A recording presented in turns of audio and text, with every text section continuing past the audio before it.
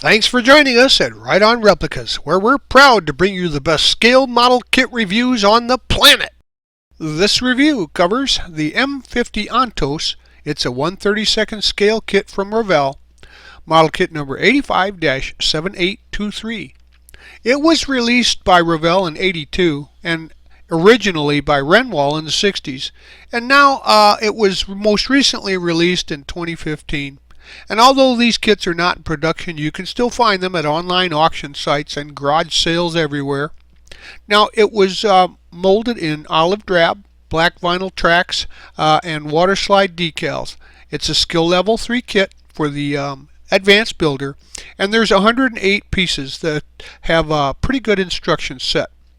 Now, it was originally designed as a tank destroyer, but since it pretty much was used in Vietnam, it ended up being more or less a support vehicle for direct ground attacks.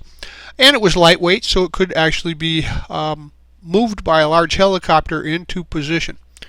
There was about 300 of them made, and production ended in the 60s, and they were finally phased out around '69. Now, when you're done with this kit, it'll be about 5 inches long, 3 1/4 inches wide, and about 3 inches high. Before we get started with construction, there's a couple of trademarks that are evident on the ammo storage and the hull's bottom that can be removed with a number 11 blade and smoothed out with some sandpaper. And there's also a sticker on the hull bottom too that can be removed if there's any residue. Just use a little light alcohol rub or mild soap detergent and get that off of there for a nice good finish and ability to provide glue points. I started out with a little cleanup detail.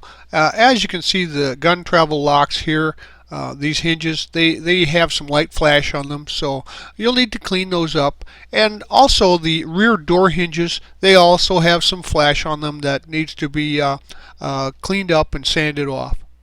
To start construction, we're going to secure the left hull side to the hull bottom, and then the ammo storage cover is installed into the left side. Now, if you want the ammo storage cover to be operational, don't use glue on it on the cover hinge pins. Okay. The right hull side is then secured to the hull's bottom, and the other side of the ammo storage cover. Now the ammo storage is secured to the hull assembly, and the hull assembly is painted Model Masters Faded Olive Drab. Now use some caution when you're painting around the hinge areas so that the paint doesn't, provide a buildup and keep the hinge from working. After assembly and light primer on those outside areas, this is what you'll get. And then we switch here to a painted version with the light olive drab there, a faded drab. So get the wheels and the drive gears out of the kit, and then we're going to clean off the flash and the sprue marks and joints for there. And then the outer road wheels, there's 8 of them, and the inner ones are painted with a faded olive drab and then detailed with some flat black. Now the outer drive wheels, 2 each, and the inner ones, they are painted with some faded olive drab. And then the outer drive wheels and the inner wheels are assembled. There's 2 of those, so it's twice. And then the outer drive wheels and the inner road wheels can be assembled. There's 8 of those.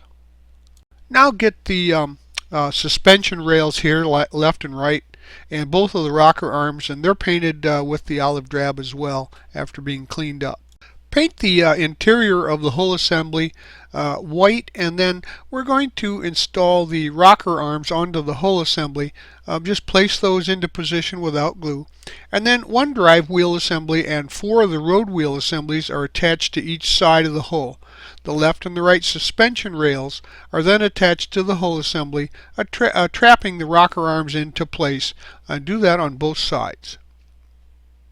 Find the interior pieces shown here and the tracks, and then the firewall seat and seat back are painted with the white, and then the seat back is detailed with some faded olive drab.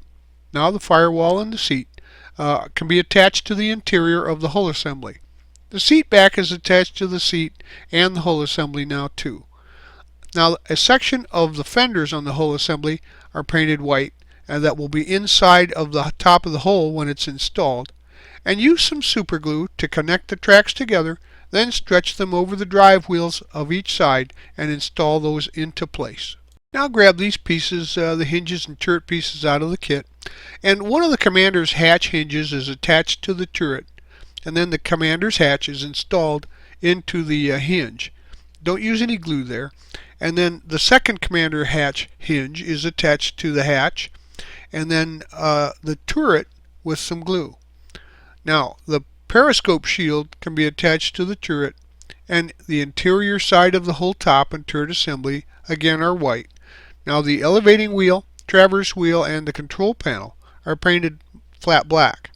The turret assembly is then installed into the top of the hull without glue, and then the following parts are attached to it on the interior side.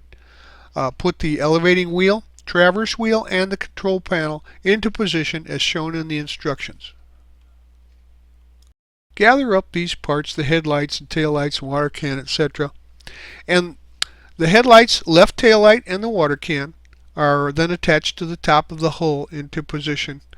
The gun travel lock is placed on the top of the hull, and then two of the gun traveling lock hinges are installed, locking that into place.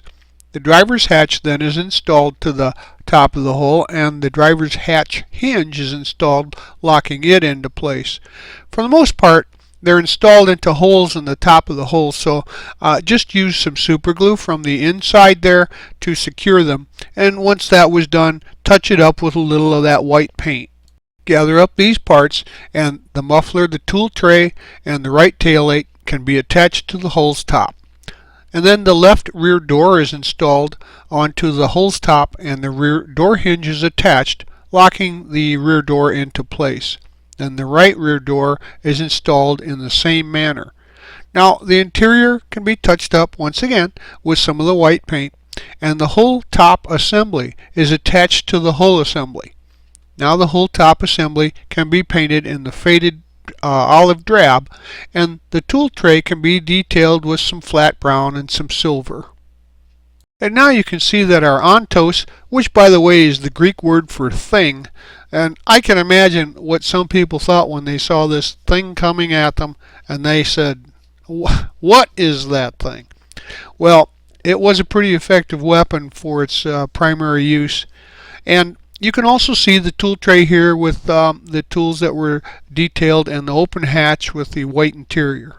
So find the rockets and the door stops in the kit and remove them from the sprue. And these are the M40-106 rockets, and they're painted with some brass, tester's brass for the casing, and then some red for the round, and some flat black for the round tip. Now the left rear door stop and the right rear door stop are painted with faded olive drab after being installed onto the rear of the whole assembly. One of the shortcomings of the Ontos was that to reload the recoilless rifles, you had to get out of the vehicle because of its light weight. It didn't have enough room, so that exposed the crew to enemy fire. But here you can see 4 of the weapons are loaded into the storage area, and 2 are just laying there for exposition.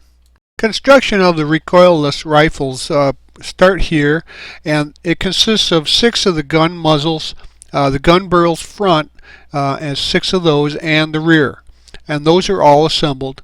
And then the 6 barrels, the gun barrel mount, and the left breech mount, and the right breech mount, and the 6 breeches are painted with some faded olive drab, and then they're attached to the gun barrel mounts. Now the left and right breech mounts are attached to the gun barrel mount, and 3 breeches are attached to the left breech mount and 3 to the right.